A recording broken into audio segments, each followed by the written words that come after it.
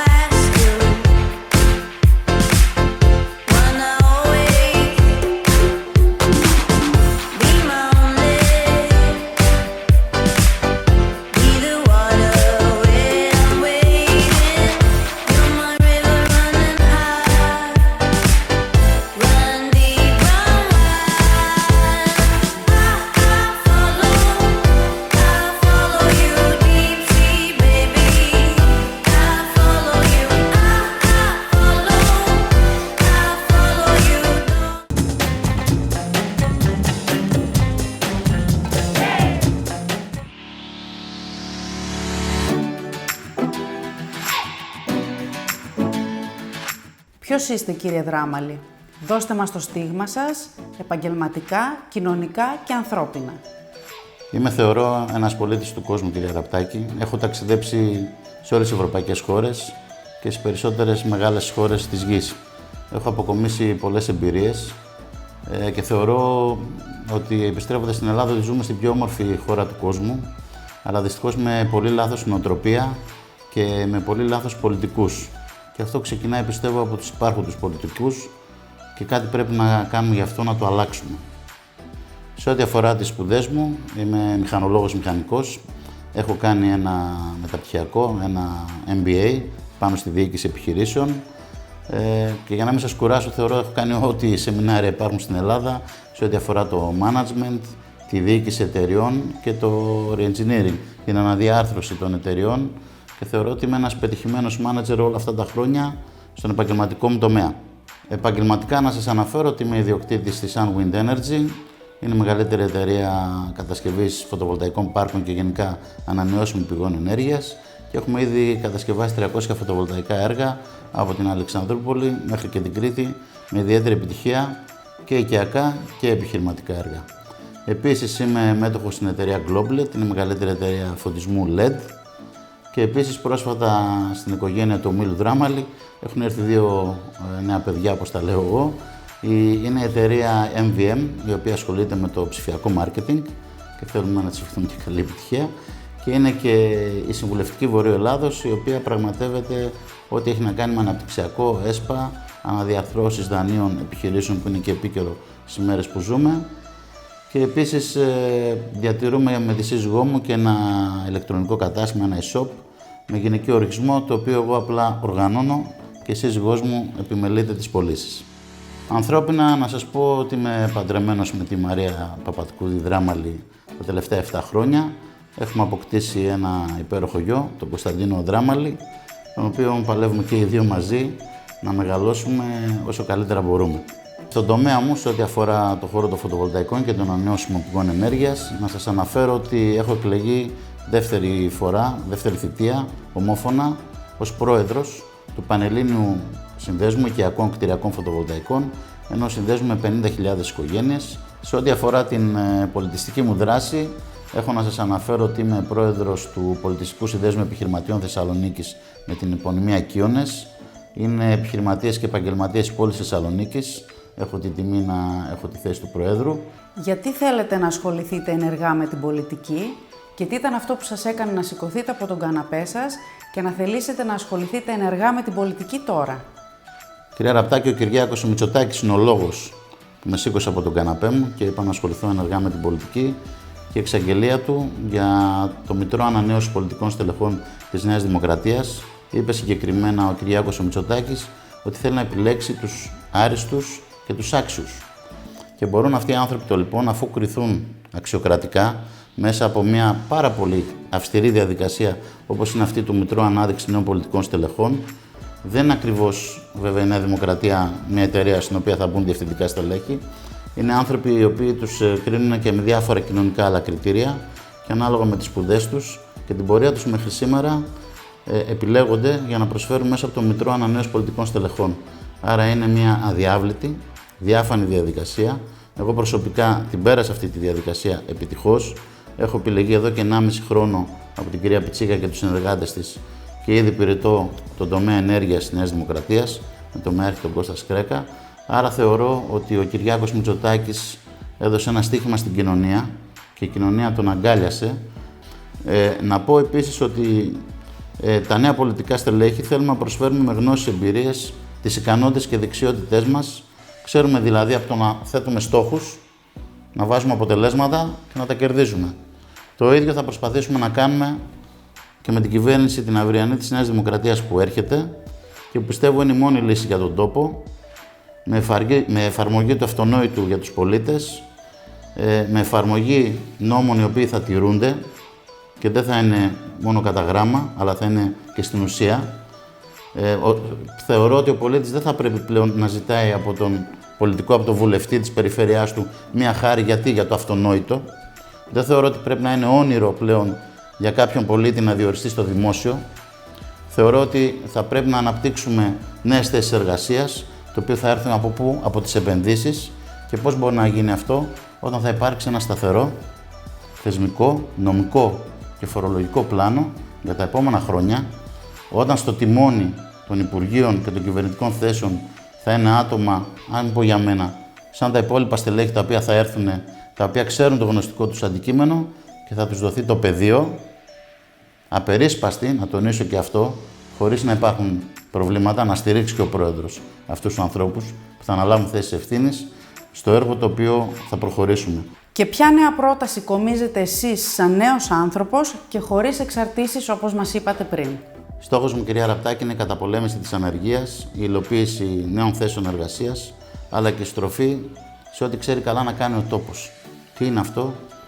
Αν με ρωτάτε, πιστεύω ότι είναι ο τουρισμός, είναι η ενέργεια, είναι ο πρωτογενής τομέας και πιστεύω ότι πρέπει να στραφεί η ελληνική επιχειρηματικότητα και στην εξωστρέφεια. Και πώς μπορεί να γίνει αυτό?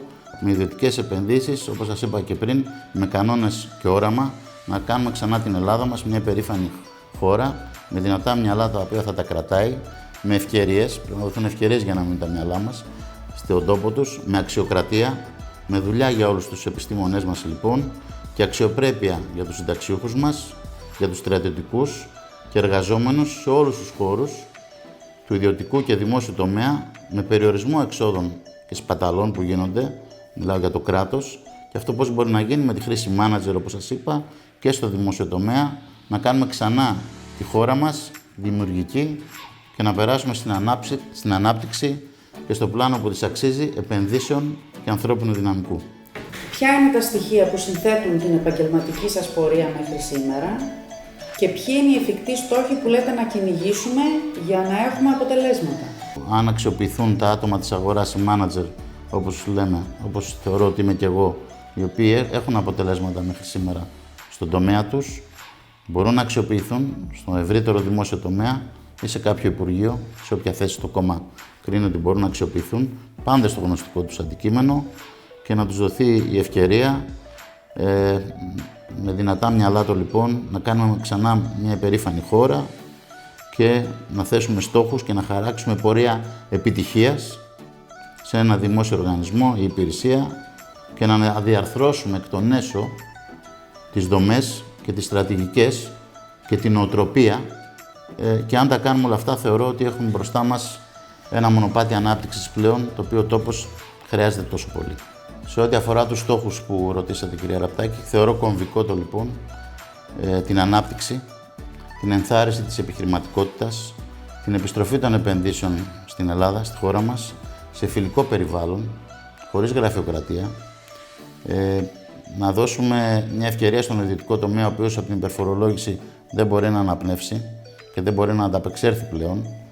Και ταυτόχρονα, για να μπορέσει να αναπνεύσει και ο ιδιωτικός τομέας, θα πρέπει να δημιουργηθούν χιλιάδες θέσεις εργασίας, οι οποίοι θα προκύψουν από τη δραστηριότητα των επιχειρηματιών, που σήμερα συναντούν ένα γραφειοκρατικό τέρας του δημοσίου τομέα και αντιμετωπίζονται, αν όχι με δυσκολίες, θα έλεγα έως και εχθρικά από το κράτος, με υπερφορολόγηση, οικονομική αφέμαξη. Σας είπα και πριν ότι πολλοί έχουν φύγει δυστυχώς σε γειτονικές χώρες και θα πρέπει να, όπως είπε και ο Κυριάκος ο Μητσοτάκης, να μειώσουμε τους φορολογικούς συντελεστές. Η πρώτη δουλειά που θα κάνει και το πρώτο νομοσχέδιο θα είναι το φορολογικό, θα κατεβάσει το 29% στο 20%, θα μειώσει το έμφυα έως και 30% σε περίοδο 2 ετών και θα κοιτάξει να πατάξει την γραφειοκρατία. Ποιες είναι οι προτάσεις σας στον χώρο της ενέργειας και πιο συγκεκριμένα στον χώρο των ανανεώσιμων πηγών ενέργειας? Η πρώτη πρόταση, επιγραμματικά θα σας τις πω να μην σας κουράσω, ήταν η επιμηδενικής βάσης συζήτηση με το κόμμα για αυτό που σας είπα και πριν, για το θέμα της μονομερούς αλλαγής συμβάσεων των 50.000 οικογενειών σε ό,τι αφορά τις οικιακές στέγες. Είναι μια αδικία που έχει γίνει σε χιλιάδες συμπολίτες μας, οικογενειάρχες, κάποιοι από αυτούς πήραν ένα δάνειο και αυτό θα πρέπει να αλλάξει. Εγώ δίνω τον αγώνα μου και μέσα από το κόμμα μου, γιατί θεωρώ ότι είναι αδικία. Πήραμε υποσχέσεις και από το ΣΥΡΙΖΑ, γιατί εκεί λειτουργούσα ως θεσμικά ως πρόεδρος του συνδέσμου, οι οποίες δεν τηρήθηκαν. Οι άνθρωποι δεν μας είδαν καν όταν έγιναν κυβέρνηση. Ευελπιστώ ότι το κόμμα μου, ο Κυριάκος Μητσοτάκης, ο οποίος παλιά ήταν και τομεάρχης στο κομμάτι του περιβάλλοντος, άκουσε με ευαισθησία όσα είπα στο θέμα αυτό και πιστεύω ότι η επικυβερνήσεως της Νέας Δημοκρατίας θα μπορέσει κάτι να γίνει για το θέμα αυτό. Η τρίτη μου πρόταση, κύριε Ραπτάκη, είναι η ίδρυση πράσινων ενεργειακών νησιών. Μιλάω εν συντομία για να μην σας κουράσω για νησιά, τα οποία, όπως σας είπα και πριν, θα παράγουν τα ίδια την ενέργειά τους. Θα πρέπει να μπουν φωτοβολταϊκά λοιπόν σε όλο το νησί, σε όλα τα νησιά μας και να υπάρχει μόνο ενέργεια από ανανεώσιμες πηγές ενέργειας που δεν μολύνουν το περιβάλλον, ηλεκτρικά αυτοκίνητα, μέχρι και ηλεκτρικά λεωφορεία και σκούτερ, Μύκονος, Σαντορίνη και στα πιο εμπορικά μας νησιά, τα οποία θα αφήνουν μηδενικό ενεργειακό αποτύπωμα και θα μπορούν να χαρακτηριστούν έτσι τα νησιά μας πράσινα νησιά 100%. Η δεύτερη πρόταση που κατέθεσα ήταν η ίδρυση ενεργειακής τράπεζας ανανεώσιμων πηγών ενέργειας στην Ελλάδα. Και για να γίνω κατανοητός, στην Ελλάδα έχουμε 300 μέρες ηλιοφάνεια το χρόνο. Αυτό που πρότεινα και προτείνω στο κόμμα μου είναι να γίνει μια συντονισμένη δουλειά, ώστε να έρθουν επενδύσεις και να γίνουν φωτοβολταϊκά σε όλη την Ελλάδα. Φυσικά και μπορούμε, πρέπει να υπάρξει πολιτική βούληση και όχι μόνο να μπορεί η Ελλάδα να παράγει την ενέργεια που η ίδια χρειάζεται, αλλά υπάρχει δυνατότητα και πιστέψτε το αυτό που σας λέω, και τεχνικά μπορούμε να το κάνουμε, είμαστε έτοιμοι, να παράγουμε ενέργεια η οποία θα τη μεταφέρουμε και σε τρίτες χώρες, σε βαλκανικές χώρες ή και προς την Ευρώπη. Η τέταρτη μου πρόταση προς το κόμμα μου και προς την κοινωνία είναι η πλήρης απελευθέρωση του ενεργειακού συμψηφισμού.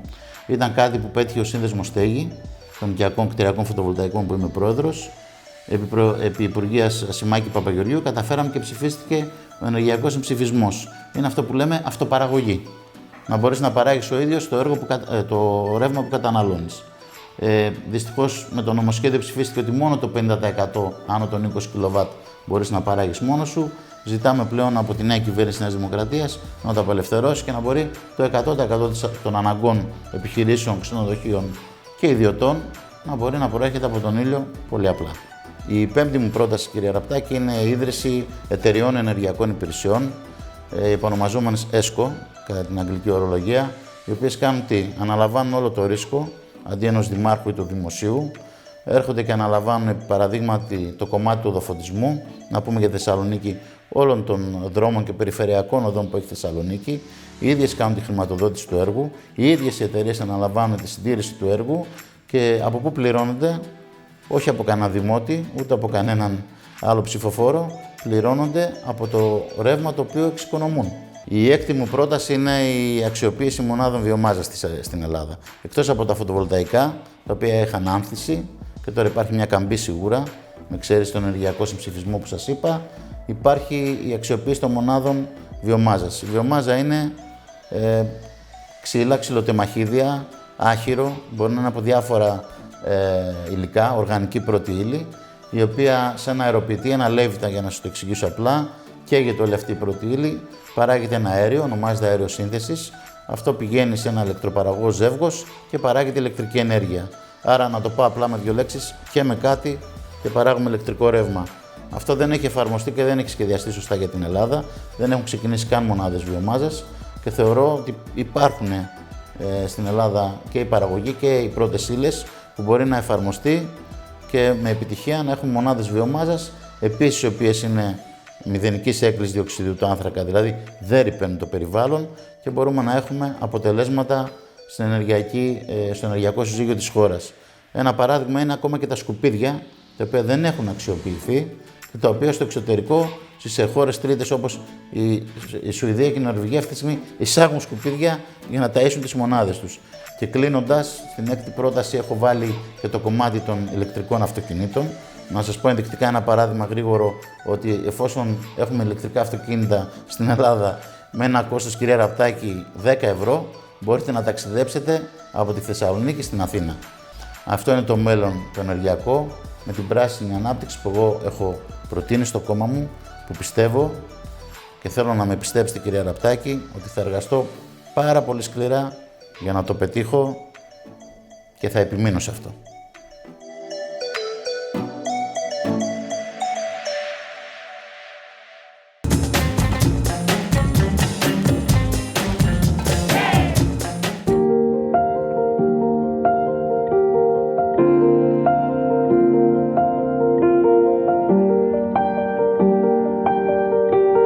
Σε όλες τις χειρουργικές επεμβάσεις, πόσο μάλλον σε αυτές της πλαστικής χειρουργικής, υπάρχει ο φόβος της αναισθησίας. Βρισκόμαστε με τον Δημήτρη Οικονόμου, τον πλαστικό και επανορθωτικό χειρουργό, για να συζητήσουμε την άποψή του επί του θέματος. Δημήτρη, υπάρχει πραγματικά αυτός ο φόβος? Όλοι οι άνθρωποι και οι ίδιοι γιατροί φυσικά, όταν πρόκειται να υποβληθούν σε μια χειρουργική επέμβαση, έχουν αυτό το φόβο της αναισθησίας. Είναι κάτι το οποίο ίσχυε τα προηγούμενα χρόνια για τους κινδύνους της αναισθησίας, τους μεγάλους κινδύνους της αναισθησίας, κάτι το οποίο έχει μεταδοθεί από γενιά σε γενιά μέχρι και σήμερα.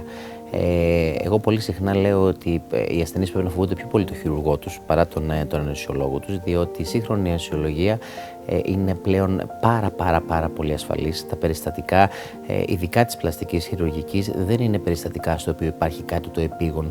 Δεν έχουμε σπάσει στο πόδι μας και τρέχουμε αυτή τη στιγμή στην κλινική, στο νοσοκομείο για να το διορθώσουμε. Είναι ψυχρά περιστατικά, που σημαίνει ο ασθενής θα μπει και θα κάνει τον απαραίτητο προεγχειρητικό έλεγχο, θα ελεγχθεί, θα μιλήσει με τον αναισθησιολόγο και στη συνέχεια θα μπει στο να χειρουργηθεί. Πώς αντιμετωπίζεις το φόβο αυτό? Προσωπικά, όλοι οι ασθενείς του δικού μου ιατρείου, όταν πρόκειται να υποβληθούν σε μια χειρουργική επέμβαση στην οποία απαιτείται κάποιο είδους αναισθησίας πέρα από την τυπική αναισθησία, φυσικά θα προβούν στον απαραίτητο προεγχειρητικό έλεγχο σε χρόνο ψυχρό, σε προηγούμενο χρόνο. Οι εξετάσεις θα ελεγχθούν από την απαραίτητη ομάδα και σίγουρα από τον υπεύθυνο αναισθησιολόγο, και είναι πάρα πολύ συχνό, για να φύγει αυτός ο φόβος της αναισθησίας, οι ασθενείς μου έρχονται σε επικοινωνία και γνωρίζουν προσωπικά τον αναισθησιολόγο, συζητάνε τις ανησυχίες τους, τις ηρεμεί, τις καθησυχάζει, πράγμα το οποίο βοηθάει πάρα πολύ στην ψυχολογία του πρώτου χειρουργείου. Τι καινούριο έχει να προσφέρει η αναισθησιολογία σε σχέση με τις επεμβάσεις πλαστικής χειρουργικής? Σε όλες τις επεμβάσεις της πλαστικής χειρουργικής και ειδικά σε αυτές που δουλεύουμε επιφανειακά, δουλεύουμε δηλαδή στο επίπεδο των μειών και πάνω προς την περιοχή του δέρματος, η γενική αναισθησία η οποία απαιτείται δεν χρειάζεται να είναι τόσο βαριά. Δηλαδή ο ασθενής ξυπνάει πολύ γρήγορα από το χειρουργείο, κατά τη διάρκεια του χειρουργείου αναπνέει σε μεγάλο χρονικό διάστημα αυτός μόνος του, που λέμε την αυτόματη αναπνοή, ξυπνάει γρήγορα και αυτό έχει ως αποτέλεσμα να μπορεί να φύγει άμεσα από την κλινική, πολλές φορές μέσα στο πρώτο 24ωρο. Επίσης, είναι πολύ συχνό σε επεμβάσεις που, ειδικά στις που που σχετίζονται με την περιοχή του μαστού, γίνονται τα διάφορα blocks, δηλαδή ουσιαστικά η τοπική περιοχική αναισθησία, το οποίο βοηθάει πάρα πολύ σε ό,τι αφορά τον μεταχειρητικό πόνο. Δηλαδή, ο αναισθησιολόγος μπαίνει στην περιοχή στην οποία θα χειρουργήσει ο χειρουργός, ενηχύει, απλώνει αναισθητικό μακράς διαρκείας, απορροφάται αυτό από τους ιστούς, πράγμα που δίνει μια μακροχρόνια αναισθησία μετά το τέλος της επέμβασης. Το συμπέρασμα λοιπόν είναι ότι οι γυναίκες δεν θα πρέπει να φοβούνται να χειρουργηθούν από τη στιγμή που είναι ενημερωμένες, εμπιστεύονται τον γιατρό τους και έχουν αποφασίσει να χειρουργηθούν σε οργανωμένες κλινικές.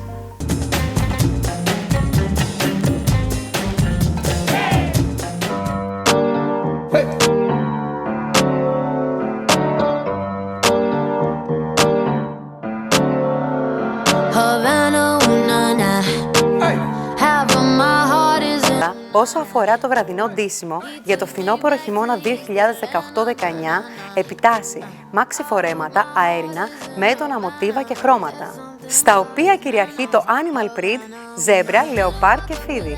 Τέτοια ακριβώς επέλεξα να σας δείξω σήμερα από το αγαπημένο σας ηλεκτρονικό κατάστημα Fashion Shop.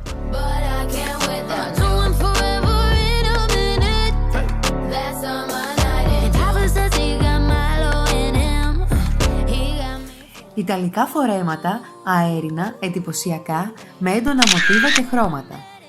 Φορέματα σε αλφα γραμμή αλλά και εφαρμοστά. Κολακεύουν τα σώματα με καμπύλη.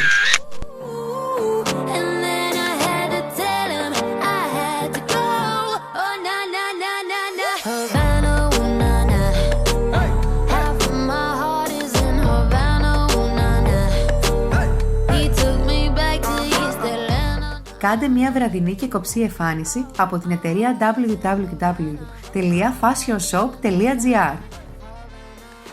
Μοντέρνο φόρεμα, βαθύ ντεκολτέ, εντυπωσιακά φαρδιά μανίκια, υφασμάτινη ζώνη προσαρμόζεται στη κάθε μέση. Εντυπωσιακό σχέδιο.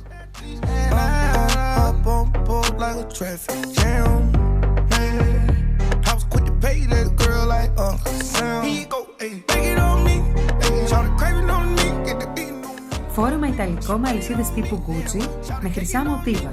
Διαλέξτε το αγαπημένο σας. Καλύπτουν από small έως extra large.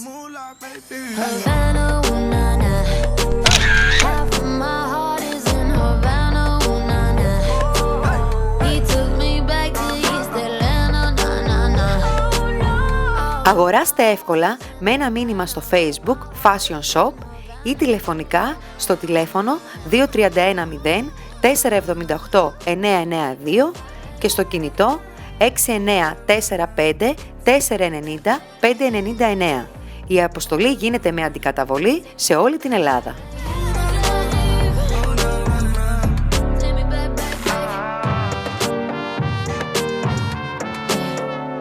Όπως είδαμε, οι επιλογές είναι πολλές. Το μόνο που μένει είναι να κάνετε κλικ στο fashionshop.gr και να επιλέξετε αυτό που σας ταιριάζει.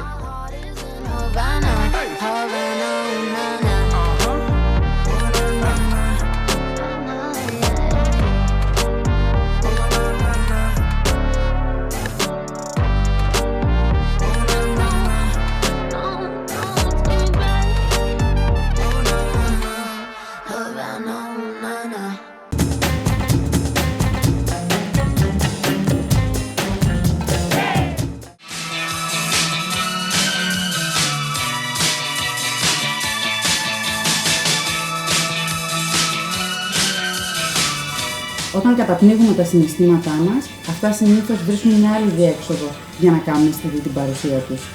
Συνήθως μέσω έντονων σωματικών ενοχλήσεων, τα λεγόμενα ψυχοσωματικά προβλήματα. Αυτό είναι και το θέμα της σημερινής μας συζήτησης με την Άντια Κοκκίνου, την ψυχολόγο ψυχοθεραπεύτριά μας.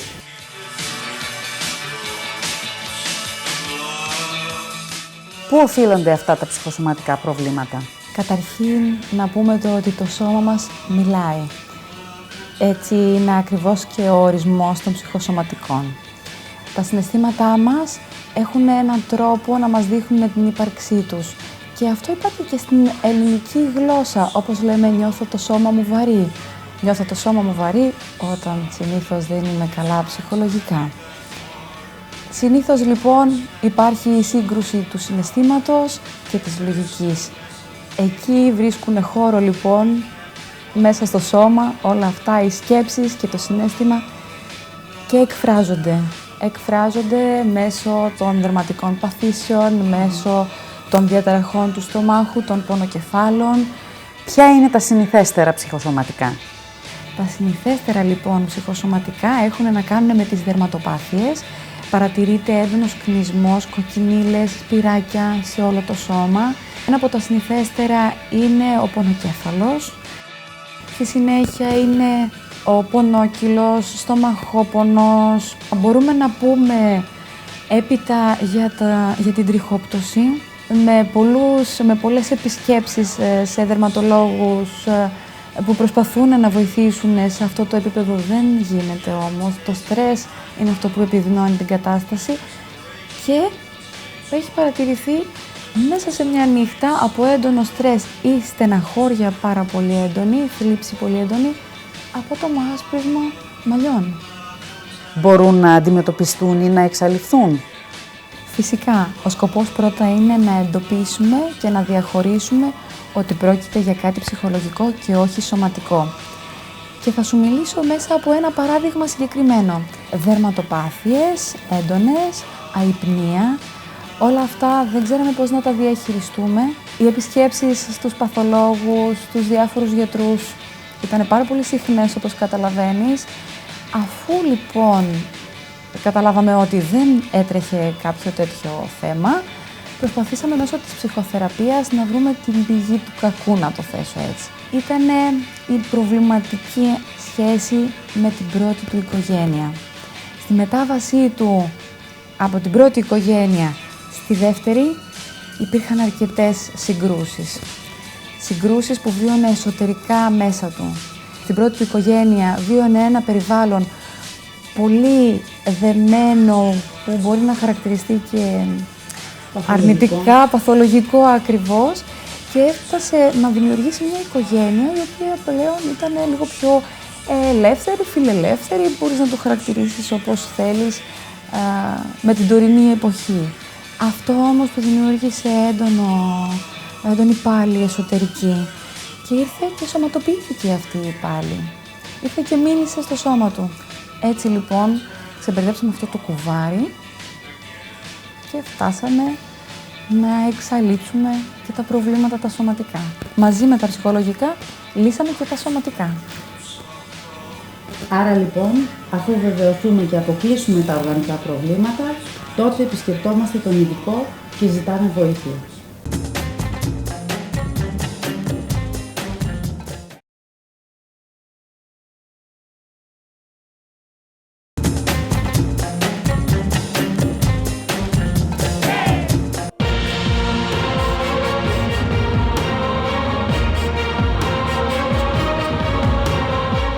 Επιτέλους, ένα ιγκλού μπορεί να κατασκευαστεί και στην Ελλάδα.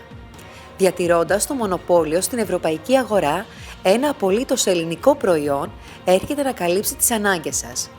Η εταιρεία NGM με έδρα τη Θεσσαλονίκη μπορεί να σας κατασκευάσει ένα ιγκλού για χιλιάδες χρήσεις σε ελάχιστο χρόνο και με πολύ μικρό για τα πλεονεκτήματά του κόστος.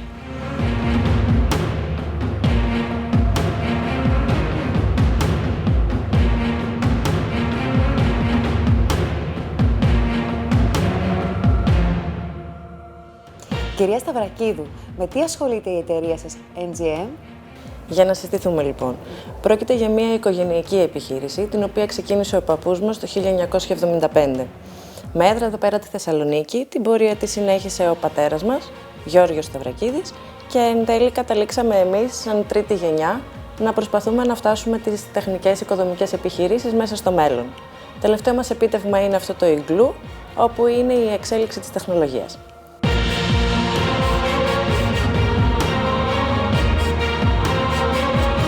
Τι ακριβώς είναι το Ιγκλού? Πρόκειται στην ουσία για ένα καινοτόμο project, κατασκευασμένο εξ ολοκλήρου με υλικά τέταρτης γενιάς, τη διογκωμένη πολυειστερίνη. Πρόκειται για το γνωστό μας φελιζόλ, το οποίο είναι επεξεργασμένο και ενισχυμένο για να φτάσουμε εμείς στις επιθυμητές μονώσεις με βάση τις θερμοκρασίες. Η σεισμική του αντοχή το καθιστά πολύ ανθεκτικό και μπορούμε να το χρησιμοποιήσουμε για τον οποιονδήποτε λόγο.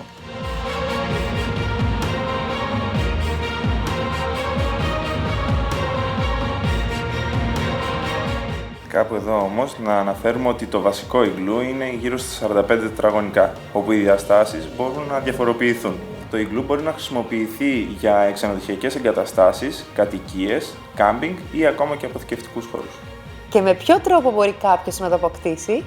Το Ιγκλού είναι ένα ελληνικό προϊόν, το οποίο το κατασκευάζουμε στις εγκαταστάσεις μας στο Φλίρο Θεσσαλονίκης.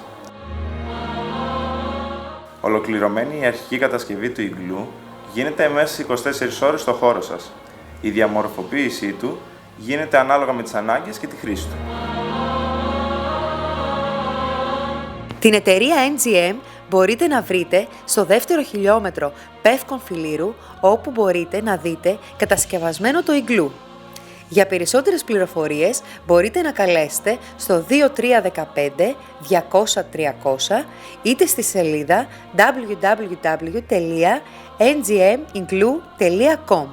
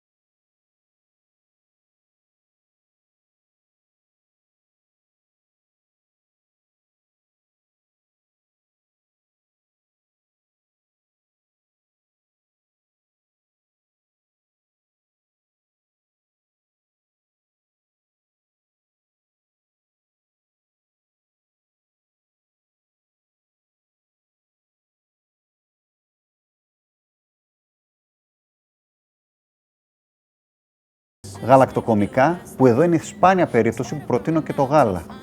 Ωραία. Εννοείται, σαν συμπλήρωμα θα έδινα μαγιά μπύρας. Και τέλος, για τα δημητριακά, επειδή γίνεται πολύ το όρος πόσες φέτες ψωμί, πόσα δημητριακά θα καταναλώνει μια μητέρα, αυτό έχει να κάνει με το σωματότυπό της. Δηλαδή, εμείς βλέπουμε το σωματότυπό της και τότε λέμε τι πρέπει να καταναλώσει. Τέλος, τι πρέπει να αποφύγει. Θα πρέπει να αποφύγει το αλκοόλ όσο περισσότερο μπορεί, το κάπνισμα, το οποίο στην ουσία δεσμεύει τα θρεπτικά συστατικά, κυρίως δεσμεύει τη βιταμίνη C και εννοείται περιορισμό στην καφεΐνη. Τελικά, Ιορδάνη, υπάρχουν μύθοι σχετικά με τη διατροφή της μητέρας? Υπάρχουν πολλοί μύθοι σχετικά με το θυλασμό. Θα πω 2-3 οι οποίοι είναι έτσι, τους ακούω πολύ συχνά. Να πούμε ότι βέβαια αρθράκια και σεμινάρια κάνουν πολύ συχνά στο γραφείο μας. Ο κόσμος μπορεί να ενημερώνεται μέσω του Facebook. Ο πρώτος μύθος είναι με τα όσπρια. Τα αέρια τα οποία προκαλούνται στη μητέρα από τα όσπρια δεν περνάνε μέσω του μητρικού γάλακτος. Άρα επιτρέπονται τα όσπρια και τα προτείνουμε τα όσπρια. Δεύτερον, έχει να κάνει με τα φάρμακα. Όταν μια μητέρα παίρνει φάρμακα, δεν σταματάει το θυλασμό. Πρέπει να ενημερώνεται από τον γιατρό της. Και τρίτον, έχει να κάνει με τα κιλά που όλοι πλέον εδώ θα εστιάσουμε. Πόσα κιλά πρέπει να χάνει μια μητέρα κατά θυλασμό. Λέμε συνήθως 2 με 3 κιλά. Αυτά είναι τα απαραίτητα τα οποία πρέπει να χάνουν κατά θυλασμό. Όχι, δεν χάνω καθόλου ή όχι, χάνω υπερβολικά και πάει λέγοντας. 2 με 3 είναι το ιδανικό. Μια τελευταία συμβουλή μόνο που έχω να δώσω προς τους άντρες, στους συζύγους, γιατί πιστεύουμε ότι τελικά ο θυλασμός είναι μόνο μέσω διατροφής, είναι θέμα μόνο διατροφής, είναι οι συχνές αγκαλιές στη σύζυγό τους. Αυτό δημιουργεί την έκρηση της οκιτοκίνης, μιας ορμόνης της αγάπης, η οποία βοηθάει στο θυλασμό. Άρα τελικά δεν είναι μόνο το τι πρέπει να τρώει η μάνα, θα πρέπει και πόση αγάπη πρέπει να παίρνει και από το περιβάλλον και ειδικά από το σύζυγο.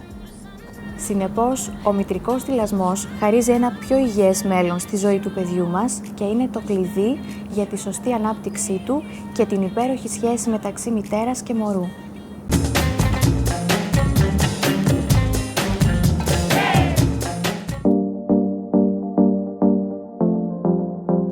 Όλοι γνωρίζουμε πως έχουν γίνει εκατοντάδες φωτοβολταϊκά πάρκα στην Ηλιόλου στη χώρα μας, με πολύ καλές αποδόσεις για τους ιδιοκτήτες τους. Τι γίνεται όμως με τη συντήρησή τους και την αποκατάσταση βλαβών? Τι πρέπει να προσέχουν οι ιδιοκτήτες των φωτοβολταϊκών πάρκων και στεγών? Σε αυτά τα ερωτήματα θα μας απαντήσει η εταιρεία Sunwind Ramalis και η μηχανική της. Κύριε Ζελιλίδη, είστε ο μηχανικός συντήρησης της εταιρείας Sunwind, με 10 χρόνια εμπειρία στη συντήρηση.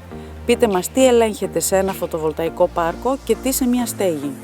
Κυρία Ραπτάκη, βασικός στόχος της συντήρησης είναι η καθημερινή παρακολούθηση των ενεργειακών αποδόσεων του πάρκου και των επιμέρους συστημάτων, φωτοβολταϊκών panels, inverters κτλ. Με κατάλληλο σύστημα τηλεμετρίας μέσω ίντερνετ και κύριο στόχο την αποφυγή ενεργειακών απολειών, δηλαδή να μην χάσει ούτε ευρώ ο πελάτης. Με βάση αυτή την παρακολούθηση των ενεργειακών αποδόσεων, κινούμαστε έγκαιρα για τον έγκαιρο εντοπισμό και διάγνωση τυχόν δυσλειτουργιών και ενημερώνουμε ταυτόχρονα τον πελάτη και κινούμαστε προς την κατεύθυνση της αποκατάστασης της βλάβης και της δυσλειτουργίας. Όσον αφορά την ετήσια ή εξάμηνη συντήρηση, εκεί προβαίνουμε σε κάποιες μετρήσεις ηλεκτρικών μεγεθών, όπως κάνουμε βολτομετρήσεις, αμπερομετρήσεις των panels ή έλεγχο με θερμοκάμερα για τον εντοπισμό τυχόν αλλοιώσεων στα panels. Και ο κύριος σκοπός μας είναι ο έλεγχος της ορθής λειτουργίας του φωτοβολταϊκού πάρκου.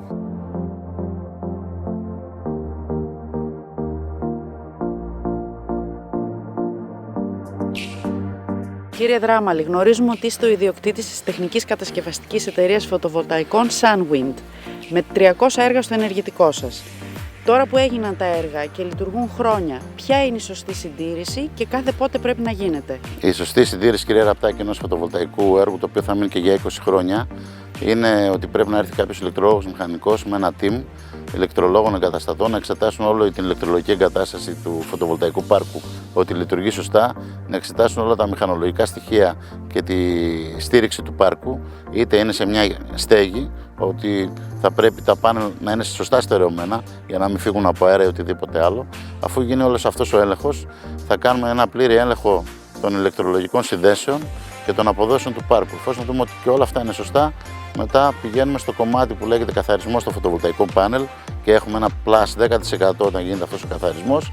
Και ένα τρίτο κομμάτι είναι αποψήλωση του φωτοβολταϊκού πάρκου, δηλαδή να κοπούν όλα τα χόρτα, ώστε να μην υπάρχει κίνδυνος ούτε πυρκαγιάς ούτε σκίασης, αν αναπτυχθούν κάποια χόρτα πάνω από ένα ύψος, οπότε έχουμε μεγάλα προβλήματα στο πάρκο. Στην άλλη σας ερώτηση, το κάθε πότε πρέπει να γίνεται, εμείς προτείνουμε 2 φορές ετήσια συντήρηση του φωτοβολταϊκού πάρκου. Βλέπουμε εμείς καθημερινά από τα monitor και παρακολουθούμε μέσω ίντερνετ τις αποδόσεις. Αν παρατηρήσουμε κάποια βλάβη, ενημερώνουμε άμεσα τον πελάτη μας και σε περιπτώσεις βλαβών, που εκεί είναι το μεγάλο πρόβλημα, ερχόμαστε, έχουμε ειδικό team και εμπειρογνωμόνων, συζητάμε και με τις ασφαλιστικές εταιρείες και να πω εδώ ότι αν τυχόν δεν υπάρχει συντήρηση στο φωτοβολταϊκό πάρκο, πολλές ασφαλιστικές εταιρείες δεν θα τους δώσουν, κυρία Ραπτάκη, αποζημίωση και αυτό είναι πολύ σημαντικό και πρέπει να το ξέρουν όσοι μας ακούν, οι τηλεθεατές και όσοι είναι ιδιοκτήτες φωτοβολταϊκών πάρκων. Ποια πακέτα συντήρησης έχει η εταιρεία σας Sunwind, σε ποιες περιοχές και σε τι τιμές μπορείτε να συντηρήσετε φωτοβολταϊκά? Έχουμε 2 βασικά πακέτα συντήρησης. Ένα που αφορά τις οικιακές στέγες και βγαίνει μόνο στα 100 ευρώ και είναι στα 250 ευρώ το βασικό πακέτο για ένα φωτοβολταϊκό πάρκο έως 100 kW. Το επόμενο πακέτο είναι το πλήρες πακέτο, όπως το λέμε, το οποίο περιλαμβάνει και 2 συντηρήσεις ετησίως και για τις οικιακές στέγες, το οποίο είναι στα 200 ευρώ, και για τα φωτοβολταϊκά πάρκα έως 100 kW, το οποίο βγαίνει στα 500 ευρώ. Άρα, σαν ένα φωτοβολταϊκό πάρκο που τώρα δείχνουμε τον 100 kW, κάποιος με 500 ευρώ μπορεί να έχει ετήσια 2 συντηρήσεις, να έρθουν οι μηχανικοί μας να κάνουν τα πάντα και καθημερινή επιτήρηση επί 24 ώρου, ώστε να μην χάσει ούτε 1 ευρώ από την απόδοση του πάρκου του και από τα χρήματα που έχει επενδύσει στο να γίνει αυτή η μονάδα ηλεκτροπαραγωγής. Η Sunwind Energy δραστηριοποιείται σε όλη τη Βόρεια Ελλάδα και σε περιπτώσεις που κάποιος το επιθυμεί, με μια απαιτούμενη χιλιομετρική αποζημίωση, μπορούμε να πάμε και σε όλη την Ελλάδα. Γιατί η Sunwind, με την εμπειρία 300 έργων, σίγουρα μπορεί και προσφέρει λύσεις στους πελάτες της και για τη συντήρηση των φωτοβολταϊκών πάρκων και στεγών, υπεύθυνα, σίγουρα και με εμπιστοσύνη μπορείτε να έρθετε σε εμάς.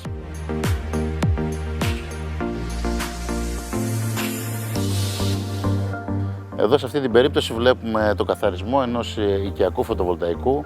Είναι ισχύος 10 kW. Ακολουθούμε πάλι την ίδια διαδικασία, καθαρισμού των πάνελ, έλεγχο όλων των συνδέσεων, των καλωδιώσεων, και ο μηχανικός μας θα δείτε πώς βλέπει τα inverter και όλες τις καλωδιώσεις στα πλάνα που ακολουθούν για να γίνει σωστή συντήρηση και της φωτοβολταϊκής στέγης, που είναι εξίσου σημαντική με του φωτοβολταϊκού πάρκου και πρέπει να γίνεται και αυτή 1 ή 2 φορές τουλάχιστον ετησίως. Με την εταιρεία Sunwind Dramalis μπορείτε να επικοινωνήσετε στο τηλέφωνο 2310 478 992 ή στην ιστοσελίδα www.sunwindenergy.gr και να έρθετε σε επαφή με τους ειδικούς για τη συντήρηση του φωτοβολταϊκού σας πάρκου ή στέγης και να είστε ήσυχοι για την επένδυσή σας για όλα τα χρόνια λειτουργίας της.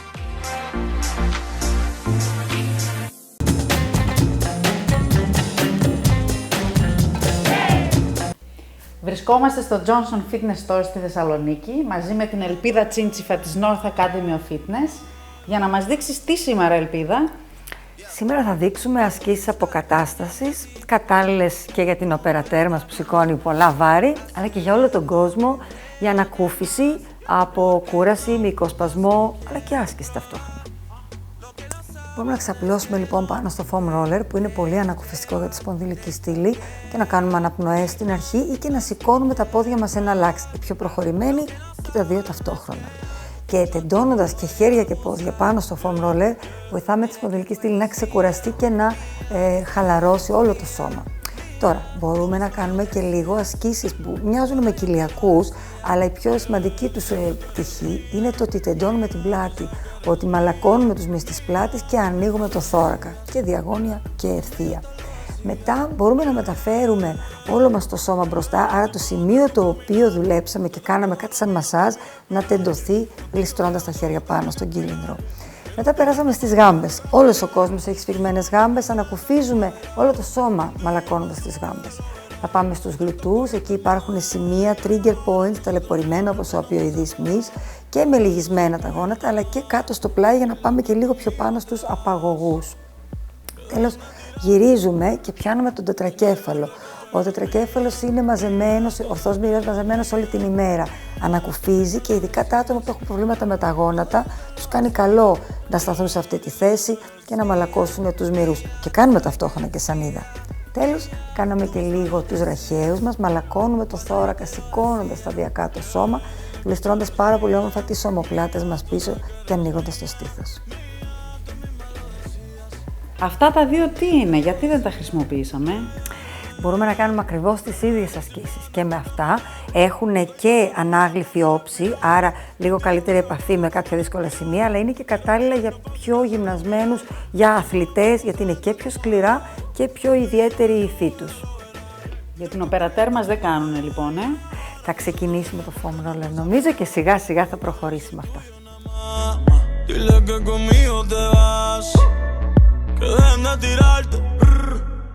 Πάμε λοιπόν να δείξουμε ένα άλλο μηχάνημα τώρα, όπως είπαμε, για αποσυμπίεση. Θα προσαρμόσουμε το μήκος του ανάλογα με το ύψος μας και με αυτόν τον μοχλό ασφαλίζουμε ώστε τα πόδια να είναι πολύ καλά στερεωμένα. Μετά απασφαλίζουμε την κίνηση του μηχανήματος και σιγά σιγά κρατιόμαστε από τις λαβές ενώ γλιστράμε προς τα πίσω πηγαίνοντας στην κλίση στην οποία εμείς νιώθουμε άνετα. Φτάνοντας κάτω μπορούμε να μείνουμε λίγο εκεί, να πάρουμε κάποιες αναπνοές και να αφήσουμε λίγο τη σπονδυλική στήλη να απλωθεί και να τεντωθεί. Ακόμα και να κρατηθούμε από τη λαβή που έχει κάτω-κάτω. Μετά, για να ανεβούμε, έχει ειδικές λαβές που σταδιακά και χρησιμοποιώντας λίγο τους κοιλιακούς μας, αλλά δεν θέλουμε να φορτίσουμε τη μέση, ανεβαίνουμε με τη βοήθεια των χεριών. Αν νιώσουμε καλά, μπορούμε να πάμε άλλη μία φορά προς τα πίσω, έτσι πάλι σταδιακά, δίνοντας χρόνο στον εαυτό μας. Φτάνουμε κάτω, μένουμε πάλι για 1-2 αναπνοές, μπορούμε και να κρατηθούμε από τις λαβές που έχει κάτω και μόλις νιώσουμε άνετα να ανέβουμε με τη βοήθεια των λαβών που υπάρχουν και στο τέλος λίγο χρησιμοποιούμε και τους κοιλιακούς μας να έρθουμε πάλι στην όρθια θέση. Η αποσυμπίεση αυτή που πετυχαίνουμε είναι θαυματουργή για το σώμα, όχι μόνο στις αρθρώσεις και στη μέση και στα ισχύα και στον αυχένα, αλλά και για την κυκλοφορία του σώματος και για τη λειτουργία του λεμφικού και για να προλάβει πάρα πολλά πράγματα τα οποία έχουν σαν βάση τους τις φλεγμονές του λεμφικού συστήματος.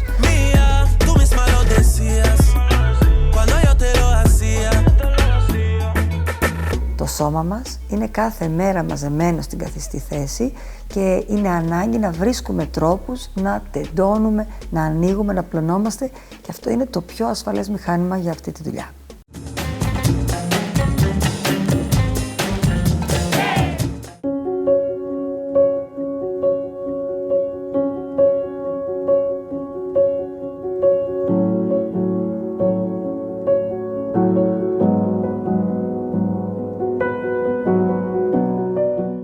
Τα τελευταία χρόνια όλοι μας ακούμε για τα κόκκινα δάνεια και πιο συγκεκριμένα για τη μεταβίβαση αυτών των δανείων από τις ελληνικές τράπεζες σε ξένες εταιρείες, τα λεγόμενα funds. Τι ακριβώς πρέπει να γνωρίζουμε για τη μεταβίβαση αυτή και ποιους κινδύνους κρύβει? Κύριε Μέγα, θέλετε να μας πείτε ποιοι είναι αυτοί οι κίνδυνοι? Οι κίνδυνοι οι οποίοι συνδέονται με τη μεταβίβαση αυτή έχουν να κάνουν κυρίως με μία αλλαγή στάσης την οποία είχε συνηθίσει τα τελευταία χρόνια ο δανειολήπτης, διότι έχει πλέον απέναντί του μία κερδοσκοπική εταιρεία η οποία ενδιαφέρεται για άμεσο και γρήγορο κέρδος και όσο το δυνατόν μεγαλύτερο. Αυτή η στάση προσδιορίζει και τα μέσα τα οποία θα χρησιμοποιήσει στο μέλλον, τα οποία φοβούμε ότι θα είναι σκληρότερα από αυτά τα οποία χρησιμοποιούσαν οι τράπεζες στο παρελθόν και επίσης θα πρέπει να ξέρουμε ότι αυτές οι κερδοσκοπικές εταιρείες, τα λεγόμενα funds, έχουν στη διάθεσή τους πολύ μεγαλύτερα μέσα σε διεθνές επίπεδο από ό,τι οι ελληνικές τράπεζες. Έχουν δηλαδή τη δυνατότητα να ανιχνεύουν και να έχουν στοιχεία για περιουσιακά στοιχεία εκτός συνόρων, εκτός ελληνικών συνόρων. Επίσης έχουν τα απαιτούμενα οικονομικά μέσα για ακριβές και μακροχρόνιες δικαστικές ενέργειες και φοβούμε ότι όλα αυτά θα τα δούμε μπροστά μας τα επόμενα χρόνια. Μπορώ λοιπόν εγώ ως δανειολήπτης να πάω στην τράπεζα και να διαπραγματευτώ μόνη μου τους όρους αυτής της μεταβίβασης? Καταρχήν η τράπεζα βάσει νόμου είναι υποχρεωμένη να ενημερώνει τον δανειολήπτη πριν τη μεταβίβαση αυτή και μάλιστα εγγράφως. Όπως έχει επίσης υποχρέωση ενημέρωσης με ξεχωριστό έγγραφο μεταβίβασης και όλων των προσωπικών δεδομένων που περιέχονται στο φάκελο του δανειολήπτη. Ο δανειολήπτης βεβαίως έχει τη δυνατότητα να διαπραγματευτεί με την τράπεζα, πλην όμως πιστεύω ότι το κρίσιμο θέμα δεν είναι η δυνατότητα του δανειολήπτη, αλλά εάν υπάρχει υποχρέωση εκ του νόμου της τράπεζας πριν μεταβιβάσει το δάνειο σε μια ξένη εταιρεία, σε ένα φαντ, να προχωρήσει και να ζητήσει να διαπραγματευτεί με τον δανειολήπτη. Εκ του νόμου λοιπόν δεν υπάρχει μια τέτοια υποχρέωση. Τι πραγματικά λοιπόν σημαίνει, κύριε Μέγα, η μεταβίβαση ενός κόκκινου δανείου από μια ελληνική τράπεζα σε μια ξένη εταιρεία? Πρέπει να καθησυχάσουμε βέβαια τους δανειολήπτες και να πούμε ότι η ξένη εταιρεία η οποία απέκτησε το δάνειο δεν μπορεί μονομερώς να καταργήσει ή να μεταβάλει τους όρους της σύμβασης.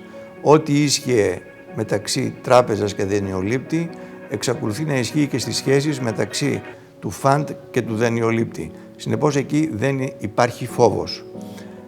Θα πρέπει όμως να επισημάνουμε ότι επειδή πολλοί κόσμος πιστεύει λόγω του ότι τα δάνεια αυτά μεταβιβάζονται έναντι σχετικά μικρού τιμήματος σε σχέση με την αξία τους, ότι την ίδια δυνατότητα δυστυχώς σε επίπεδο διαπραγμάτευσης δεν την έχει ο δανειολήπτης με την ξένη εταιρεία που έχει αποκτήσει το δάνειο.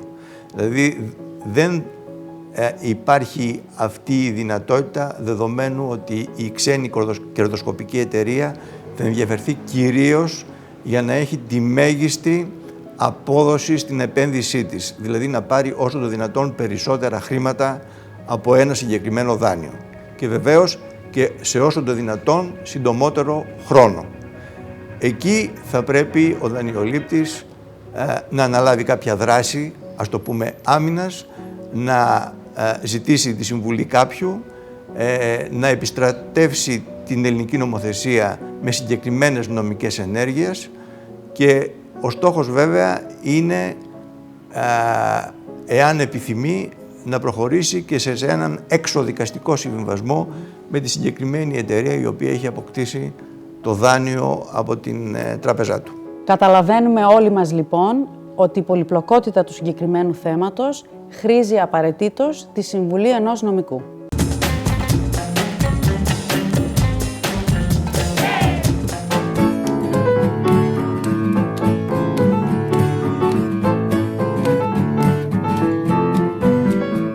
Καλώς ήρθατε, τι κάνετε, πού με βρήκατε πάλι? Μάρια, πού να φανταζόμασταν ότι ερχόμενοι εδώ στο μεγάλο σούπερ μάρκετ να κάνουμε τα ψώνια μας, θα βρίσκαμε την κυρία Φωτεινή. Μα δεν ξέρεις ότι η αγάπη του κόσμου είναι τόσο πολύ μεγάλη που τη ζητάνε συνέχεια. Ευχαριστώ και εδώ πολύ. σε ένα μεγάλο σούπερ μάρκετ θέλουν να σας βλέπουν από κοντά. Ευχαριστώ πολύ κορίτσια, καλώς ήρθατε. Θα κάνουμε μια πολύ εύκολη συνταγή σήμερα, πάνω στην ώρα ήρθατε. Βίκη, θα μας κάνεις παρέα σήμερα? Ναι, αλλά εγώ θέλω να μου δείξεις μια συνταγή πριβέ σήμερα, μόνο για μένα. Έγινε και πολύ εύκολη κιόλας. Τι θα δούμε? Η συνταγή που θα κάνουμε, Βίκη, λέγεται γιαουρτόπιτα. Είναι μια πολύ εύκολη και το πλεονέκτημά της είναι ότι δεν χρειάζεται μίξερ. Λοιπόν, έχουμε τα 250 αραβοσιτέλαιο ή σπορέλαιο, ό,τι θέλετε. Τα βάζουμε εδώ.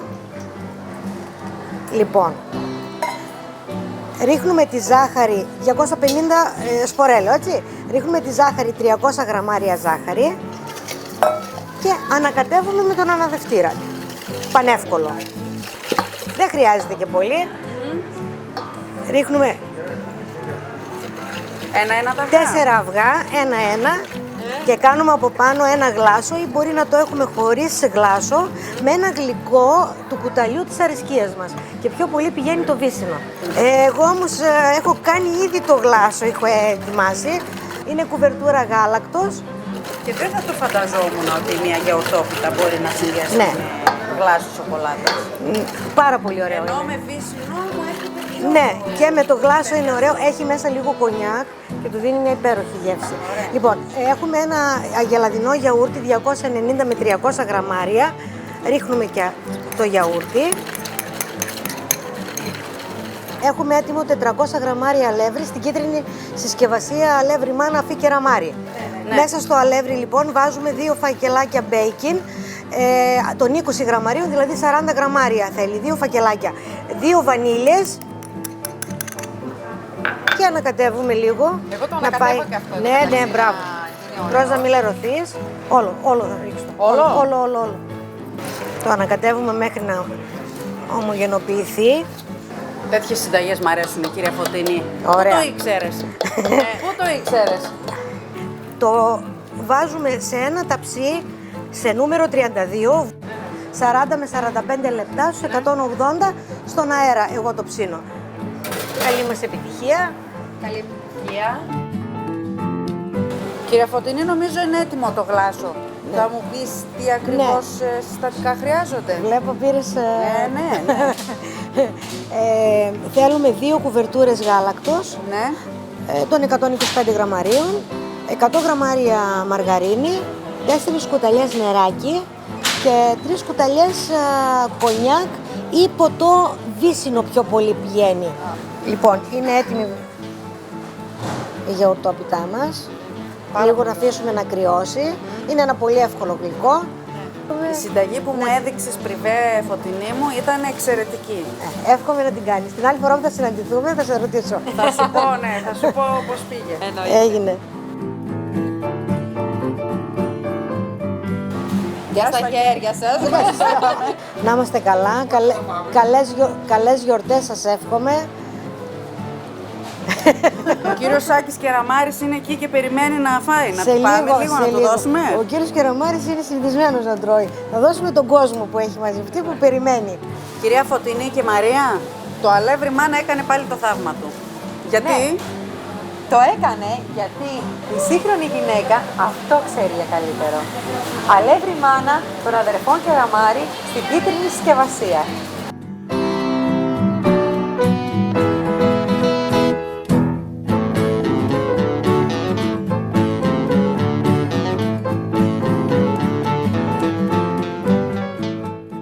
μυστικό για πολύ νόστιμες πίτες, κέικ και τσουρέκια είναι το αλεύρι μάνα των αδελφών Κεραμάρη. Αλεύρι μάνα, αδελφή Κεραμάρη. Η σύγχρονη γυναίκα αυτό επιλέγει για καλύτερο.